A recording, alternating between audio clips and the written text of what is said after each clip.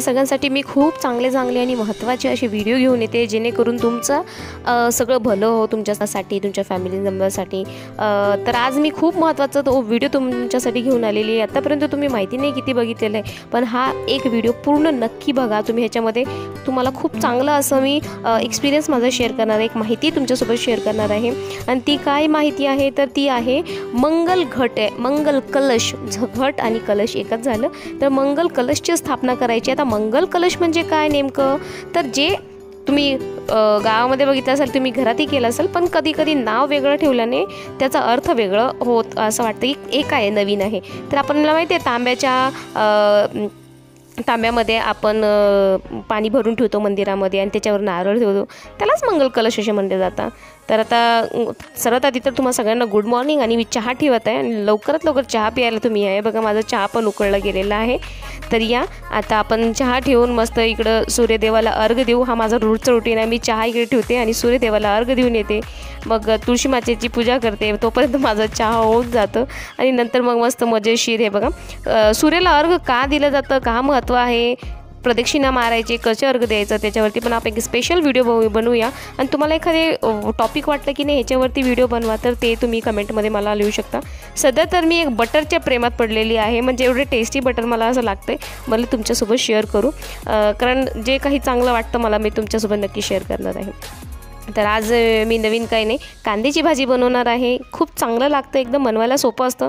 कधी तेच भाज्या कंटाळलं खायला, तर कांद्याची भाजी नक्की बनवा। उन्हाळ्यामध्ये थंड असते शरीराला आणि पौष्टिक पण असतं, चांगलं पण लागतं त्याचं टेस्ट। तर हे बघा मी ताट वाढत आहे, मस्त गरमागरम भाकरी, कांद्याची भाजी, जवसाची चटणी, मिरचीचा ठेचा आणि दही।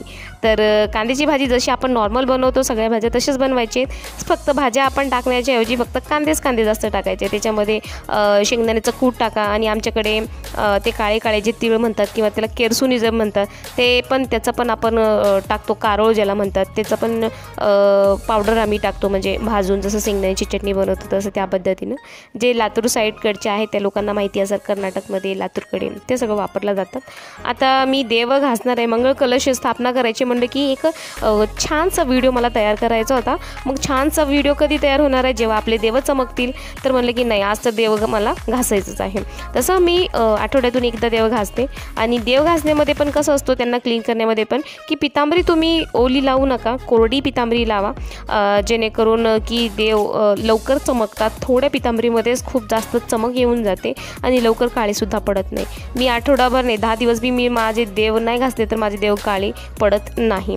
तर देव सगळे घासून घेतलेलं आहे, तर आपण तयार करूया। आपले हे तांब्याचं जे तांबा आहे आपलं, ते मी घासून घेतलेलं आहे, मस्त ते पाणी भरून ठेवायचं आहे। त्याच्यामध्ये 1 रुपयाचं नाणं, हळद, कुंकू, अक्षता, फूल, 1 रुपयाचं नाणं म्हणजे 5 झाले, हे 5 आपल्याला टाकायचं आहे। हळद, कुंकू, अक्षता, 1 रुपयाचं नाणं आणि फूल, आणि त्याच्यावरती नागवेलीची पाणी तुम्ही ठेवू शकता, किंवा जे आंब्याची पानं आहेत ते तुम्ही ठेवू शकता। तर मंगळ कलश हा स्थापित केला जातो असं हे आपल्या घरामध्ये। तर नारळाचा जो शेंडीचा भाग आहे तो वरच्या भागाला असायला पाहिजे, नारळ असोला पाहिजे, म्हणजे जे सोललेला नारळ असतो ते नाही ठेवत आपण कळशावरती, असोला नारळ ठेवायला पाहिजे। आता आमच्याकडे कर्नाटककडे किंवा महाराष्ट्राकडे पण अशी ही पद्धत आहे, कारण जे नारळ आहे ते मंद्राचल जे पर्वत आहे त्याचं प्रतीक मानलं जातं। ह्याच्या मागचं कारण असं आहे की जे समुद्रमंथन झालेलं आहे त्याच्यामध्ये मंद्राचल पर्वतला घुसळून अमृत काढलेला आहे। तर हा जो तांबा आहे तो आपला सागरचा सारखा आहे, आणि जो नारळ आहे तो मंद्राचल पर्वतचा प्रतीक आहे। तर ह्याला जे प्रॉपर आपण म्हणता इन शॉर्टमध्ये की हे कलश जे आहे ना ते अमृत कलश असं म्हणलं जातं, की ह्याच्यामध्ये अमृत भरलेलं आहे। आणि आपल्याला तुम्ही सगळ्याकडे बघितलं जर तुम्हाला माहिती असेल की वास्तुशांती असो, किंवा एखादं आपण सत्यनारायण पूजा करो, किंवा घराची सत्यनारायणची जी पूजा करतो आपण, किंवा यज्ञ याग वगैरे मोठे मोठे जे पारायण असतात, जे दिंडी यात्रा निघतात तिकडं नाही का बाया सगळे बघा कलश घेऊन निघतात, तर किती पवित्र, ह्याचा अर्थ खूप विचार केलेला गेलेला आहे। तर मंद्राचल पर्वतला निघून जे अमृत येतो तर अमृतचा हा प्रतीक आहे, आणि ह्याला एक दोरा बांधायचा आहे। मी एकदम खालच्या साईडला बांधलेला आहे दोरा, कारण की तो जे दोरा आहे जे पॉझिटिव्ह, म्हणजे ह्या पूर्ण ब्रह्मांडामधली जेवढी पॉझिटिव्ह एनर्जी आहे तो हा नारळ ओढून घेतो आणि त्या पाण्यामध्ये सोडतो, आणि नंतर तो नारळ हळूहळू आपल्या घरामध्ये तो पॉझिटिव्ह एनर्जी सोडत असतो। आणि दोरा त्याच्या साईडला बांधून घ्यायचा आहे खालच्या, जेणेकरून की तो एनर्जी जी आहे ना दुसरीकडे नाही जायला पाहिजे, ते दुसरीकडे त्याचा अपव्यय नाही व्हायला पाहिजे, खराब नाही व्हायला पाहिजे ते. त्याच्यामुळे तो नारळाला आपल्याला दोरा बांधून ठेवायचा आहे, म्हणजे तो लिमिटेडमध्ये इकडे तिकडे न पसरता व्यवस्थित हळूहळू करून ते पसरायला पाहिजे, असं एकदमच नाही हे व्हायला पाहिजे.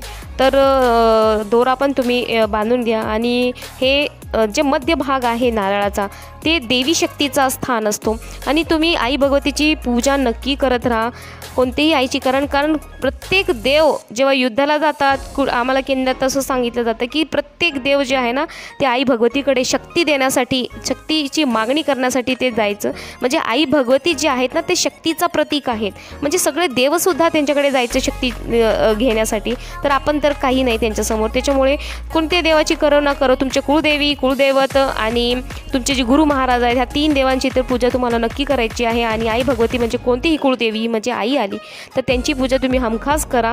म्हणून तर दुर्गा सप्तशतीचे पाठ आम्हाला खूप जास्त प्रमाणामध्ये सांगितलं जातं की जास्तीत जास्त शक्ती आपल्याला मिळायला हवं. आणि हा मंगळ कलश त्याच्यामुळे मग मी मध्यभागी आई शक्ती असल्यामुळे ती ही लक्ष्मीची मूर्ती आमच्याकडे लावली जाते असं नारळाला, तर ते मी लावलेलं आहे. आणि एक स्वास्तिक काढलेलं आहे तांब्यावरती. तर तो जो स्वास्तिक आहे थोडंसं ह्या दोन्ही साईडनी काढलेलं आहे, म्हणून तुम्हाला असं उलटं दिसतं आहे, ते कॅमेरा थोडंसं हे केलेलं आहे. तर हे आई भगवतीला मी मस्त तयार केलेलं आहे, गजरा वगैरे, फूल वगैरे, एखादी माळ वगैरे. तर तुम्ही तिकडं नाही आहे तुमच्याकडे तर तुम्ही नारळसुद्धा ठेवू शकता. नारळावर तुम्ही स्वास्तिक काढा, तांब्यावर स्वास्तिक काढा. आणि खाली गहू ठेवायचं आहे आपल्याला किंवा तांदूळ ठेवायचा आणि त्याच्यावर आपल्याला तो नारळ ठेवायचा आहे. आणि जे तुम्ही नारळची स्थापना करणार आहे, जे तुमचे देवत आहे, कोणतेही देवी आहेत, तर त्यांच्या उजव्या बाजूला आपल्याला तो जे नारळ आहे त्याची स्थापना आपल्याला करायची आहे तिकडे. तर नारळ म्हणजे जो कळस आहे तर त्यांच्या उजव्या बाजूला आपल्याला तो कळस भरून ठेवायचा आहे. आणि हा पूर्ण ब्रह्मांडामध्ये पॉझिटिव्ह एनर्जी घेऊन येणार आहे. आणि तुमच्या घरात तुमचे कोणतेही जर कामं होत नसतील, जे काही पीडा बाधा आणि तुमच्या आयुष्यामध्ये अडचणी आहेत त्यांना दूर करतील. नक्की तुम्ही हा उपाय करून बघा.